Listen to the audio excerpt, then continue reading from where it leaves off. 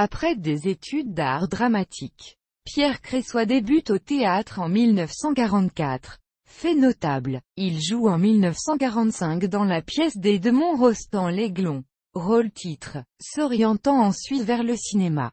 Ses deux premiers films sont La dernière chevauchée, 1947, avec Jacques Dumesnil et Mireille Balin, et Le dolmen tragique, 1948, avec André Malherbe, Roland Armontel et Paulette Dubost, réalisé par Léon Matteau, le cinéma français ne lui offrant pas les opportunités espérées, malgré deux premiers rôles, notamment dans Le Grand Cirque de Georges Peclet, en 1950, aux côtés de Pierre Larquet et Édouard Delmont.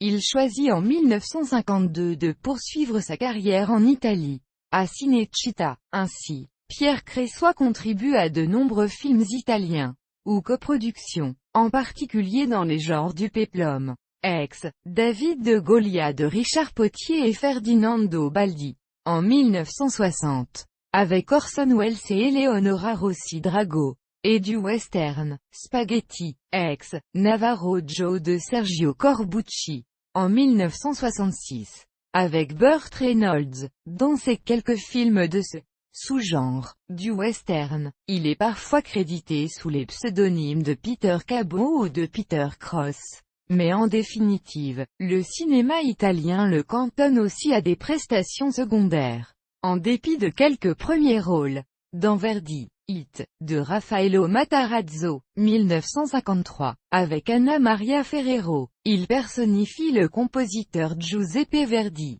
2 ans après, il interprète un autre compositeur italien, Pietro Mascagni, dans Mélodies immortelles de Giacomo Gentilomo, 1955, avec Carla Del Poggio, et dans Haine, Amour et trahison de Mario Bonnard, 1954, il est le jeune premier, aux côtés de Brigitte Bardot et Lucia Bosé. En tout, il apparaît dans 50 films européens. Le dernier, Pianeta Venere, Hit, d'Elda Tatoli, Hit, sorti en 1974. S'y ajoute un film australien de Lee Robinson et Marcello Pagliaro, La vallée du paradis, en 1956. De plus, il est figurant dans le classique américain de la science-fiction La guerre des mondes de Byron Haskin, 1953, à l'occasion d'un bref séjour en Californie, effectué dans l'espoir, vite avorté, d'une carrière hollywoodienne. Il est inhumé au cimetière des Ex d'Agion.